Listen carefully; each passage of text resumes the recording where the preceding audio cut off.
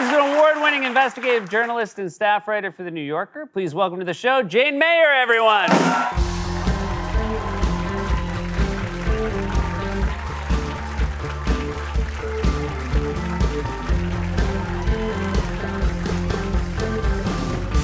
Jane, thank you so much for being here.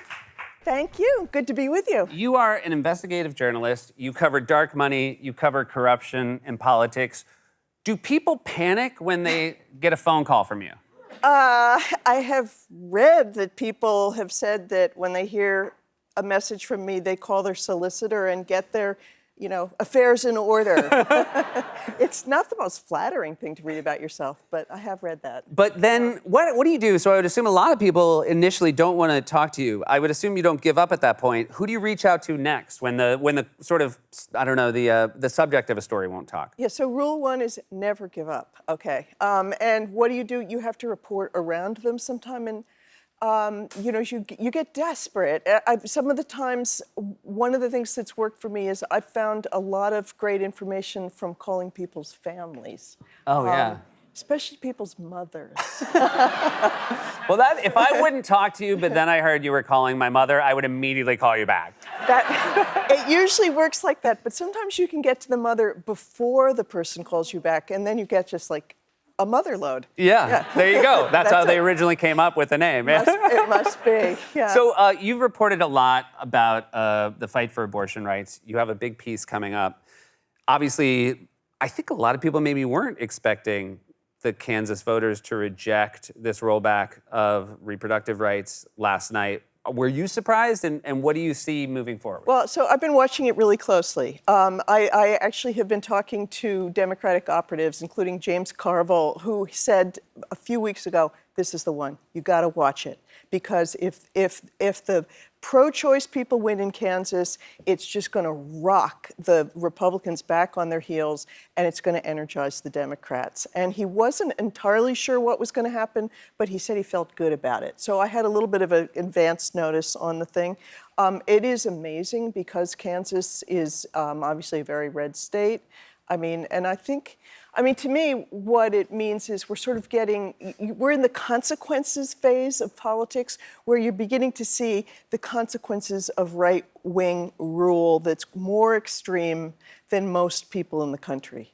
Well, it was a surprising result, but it wasn't surprising in that all the polling you ever see shows that most people wanted Roe to stand. Well, this is true. But it's just, and that's so, it's a great point because most of these states, if you look at the general public, they support things like access to abortion within reason, legal abortion, and they support restrictions on guns. They actually support higher taxes on the super rich. All these things that never get passed.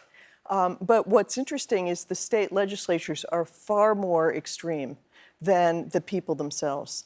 You have written a lot about dark money in politics, corruption in politics, and recently we have been doing some writing about the Supreme Court. And obviously, the Supreme Court, as an idea, is held, with this very great esteem, and yet not immune to dark money and influence from outside forces. Do you think people are surprised when they read pieces of yours insofar as they didn't think that this was possible of happening to the Supreme Court? I think so. I think all of us grew up revering it and thinking it's above politics. But if you look at polls now, it's at a low ebb for popular trust in the Supreme Court. And I think it's because people are beginning to see it as so political.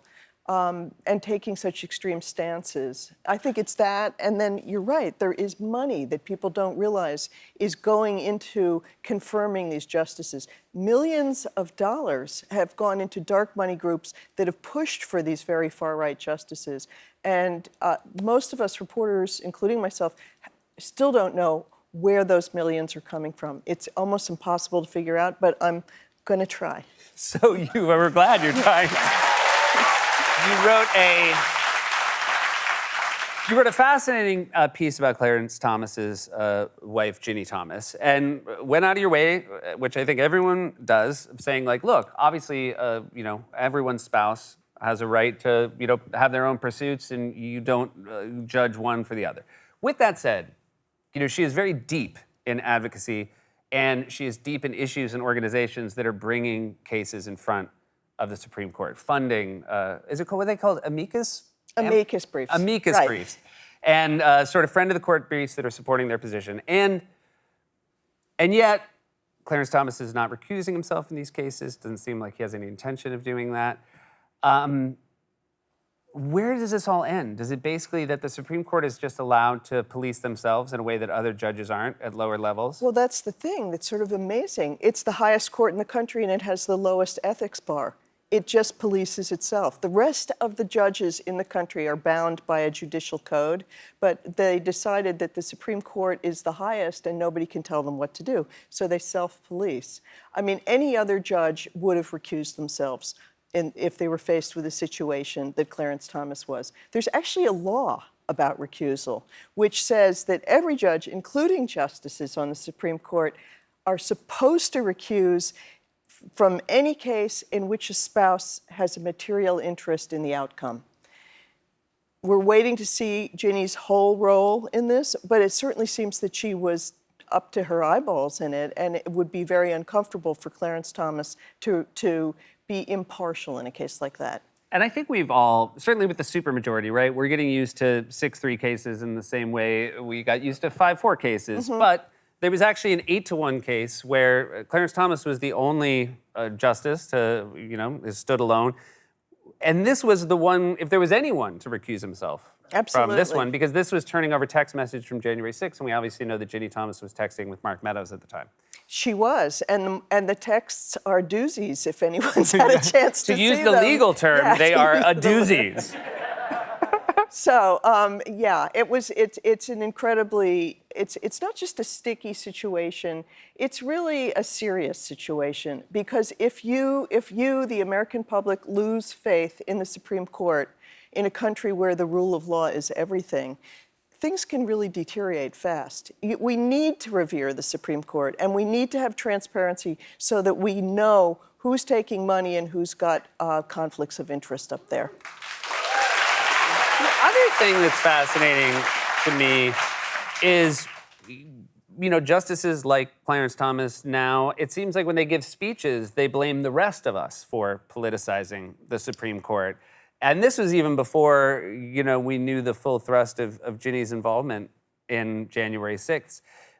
Do you find, is that level of hypocrisy stunning to you, or is it what you've come to expect? Well, I think sometimes it's almost like projection.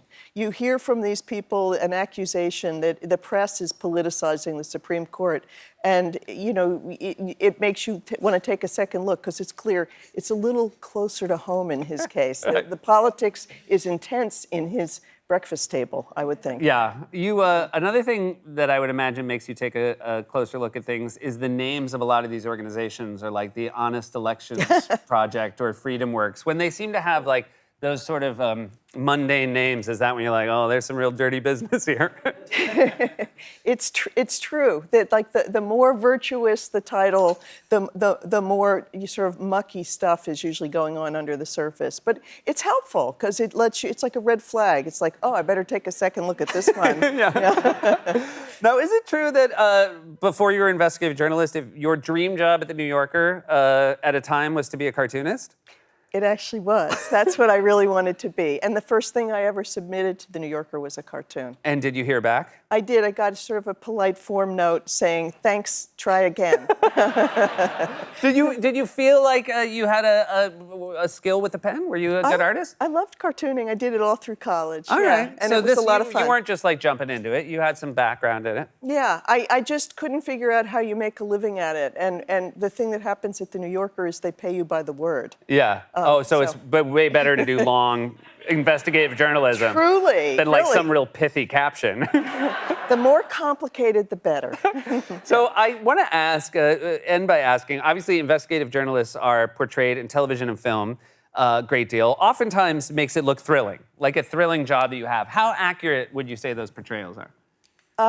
Wishful thinking. You know, it's sometimes you feel like you're from that movie, A Beautiful Mind. You know, Yeah. I have a whiteboard with all these things scribbled on it, and if anyone walked in, they'd bring in like, you know, one of those butterfly nets to take you away. Yeah. I think it's hard.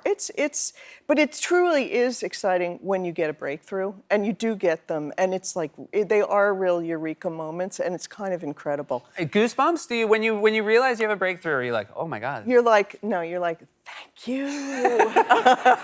Well, we're the So- beneficiaries of your breakthroughs as well. Thank you so much for being Thanks here. for having me. Looking forward to your next article.